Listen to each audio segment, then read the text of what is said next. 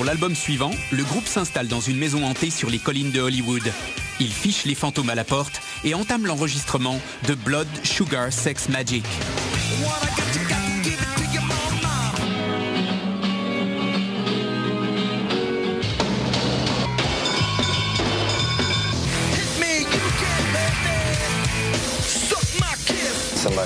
L'un de nous a émis l'idée d'enregistrer l'album dans une grande maison et on l'a trouvée bonne. Parce que ça nous évitait d'entrer à nouveau en studio, où l'ambiance te pousse souvent à faire des fixettes complètement stériles.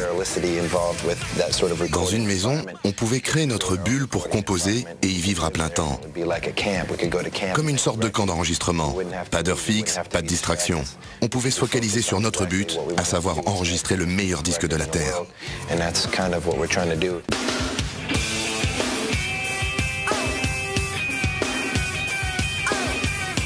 La seule chose qui comptait à cette période, c'était d'écrire l'album. On a passé 7 mois entiers rien qu'à le composer.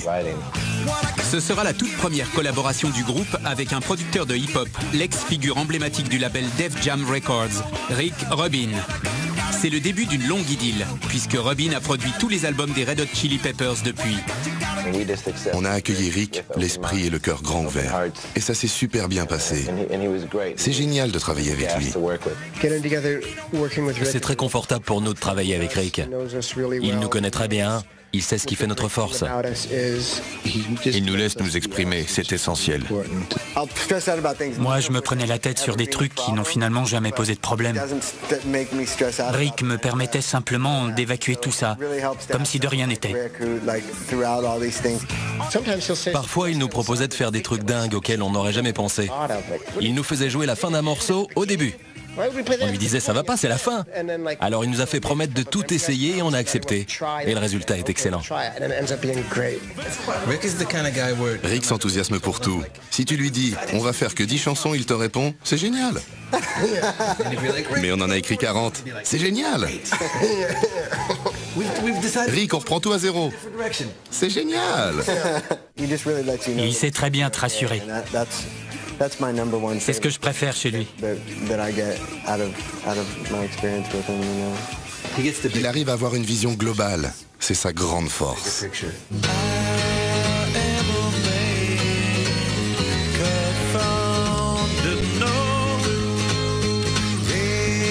L'album devient disque de platine. La tournée qui suit se joue à guichet fermé. Le groupe fait la couverture des magazines et remporte ses premiers MTV Awards. Blood Sugar Sex Magik bat les records de vente des albums précédents. J'ai eu le sentiment qu'on atteignait une sorte d'apogée créative avec Blood Sugar Sex Magik. Tout s'est emballé. Notre célébrité grandissait progressivement depuis quelques années, à force de travail et de tourner dans le monde entier. Mais plusieurs chansons de cet album ont été des tubes et le groupe est devenu un poids lourd du rock.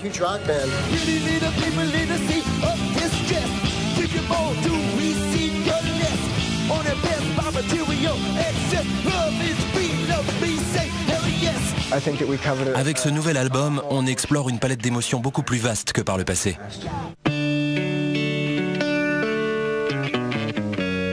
En voici un exemple. Dans Under the Bridge, Anthony Kiedis révèle sans détour le combat qu'il a mené pour se libérer de la drogue.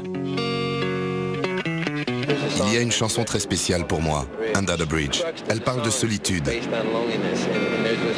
J'aime beaucoup les paroles sur lesquelles le morceau se termine. Ça fait... Sous ce pont, j'ai versé mon sang. Sous ce pont, j'ai oublié l'amour. Sous ce pont, je n'en avais jamais assez. Sous ce pont, j'ai gâché ma vie.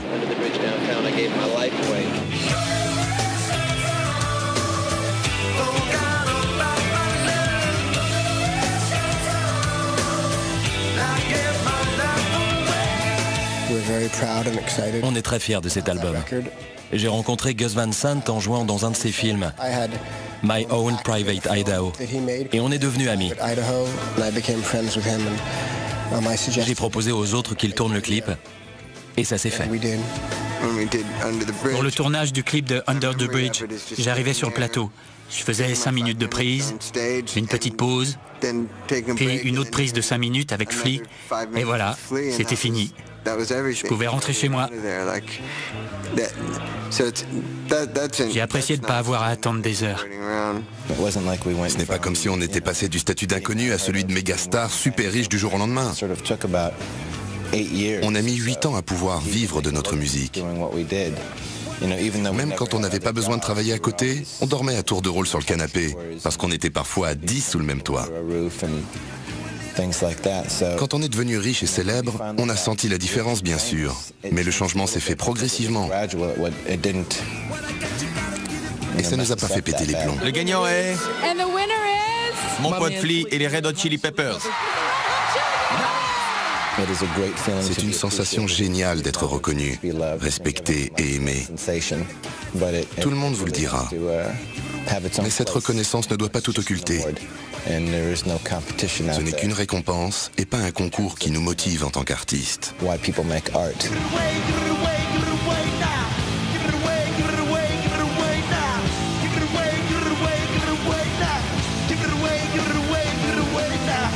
C'est en plein milieu de la tournée et juste avant le festival de Lollapalooza que John Frusciante décide de prendre ses distances.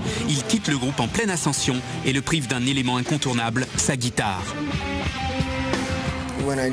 Quand j'ai rejoint le groupe, j'avais ce désir un peu vague d'être une rockstar.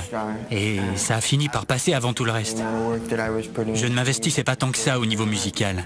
Et tout ce qui m'importait, c'était de me taper le plus de gonzesses possible. Alors j'ai décidé de tout arrêter.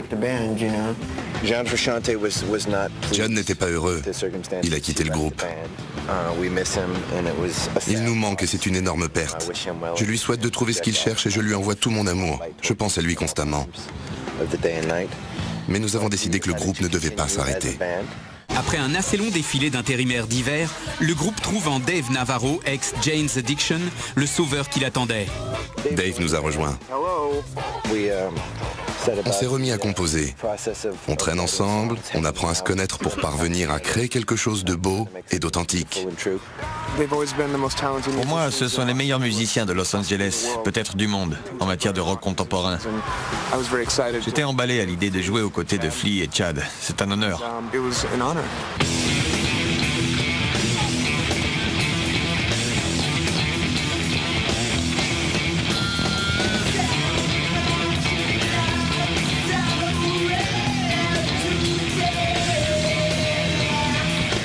Quand un nouveau membre vient s'intégrer dans un groupe déjà existant, ça provoque des changements profonds. Je n'ai pas vécu dans l'ombre de John Frusciante. Beaucoup de choses ont changé à mon arrivée.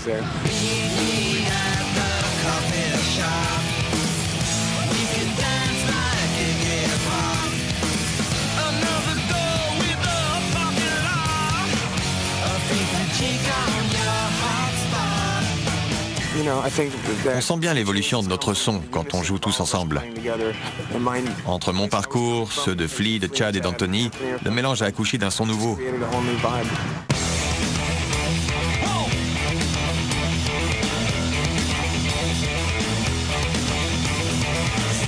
La mayonnaise prend vite et bien.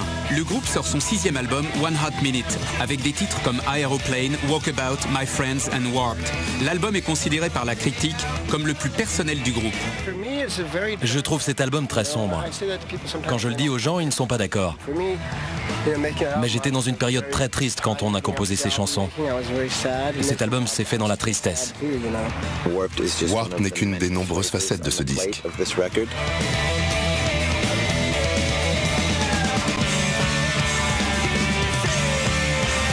L'album est très hétéroclite et j'aime à penser qu'il a une belle dynamique.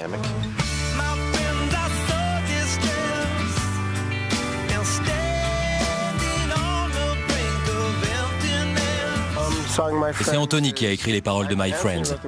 Mais c'est vraiment une chanson dans laquelle je me retrouve. Ce que dit cette chanson est tout bête. Quand on regarde autour de soi et qu'on voit toute cette tristesse et ce désespoir, on comprend que la seule chose qui compte, le seul remède contre tout ça, c'est l'amour.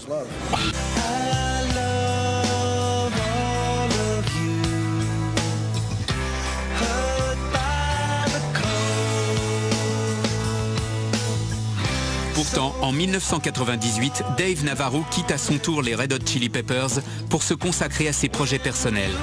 Il nous a dit « ça ne colle plus et je ne sais pas ce que vous comptez faire, mais je pense que c'est John Frusciante qu'il vous faut ». C'était bien avant que notre route et celle de John ne se recroisent. Il savait que l'alchimie est un élément essentiel dans un groupe et particulièrement dans le nôtre. Il y a des moments où on sait que quelque chose est arrivé à son terme, sans qu'on ait besoin de le dire, parce que ça peut faire mal. Que ça vienne d'un côté ou de l'autre importe peu, parce que les deux parties savent pertinemment que c'est fini. Une semaine après le départ de Dave, Flea vient me voir et me dit « Ça te dirait de rejouer avec John ?» Je lui ai répondu que ce serait le rêve, mais je me demandais si c'était seulement possible. La vie nous avait déjà réunis une première fois. On avait fait un bout de route ensemble et on pensait que le chapitre était clos. Alors la perspective de tourner la page et de réécrire un nouveau chapitre m'a paru très stimulante.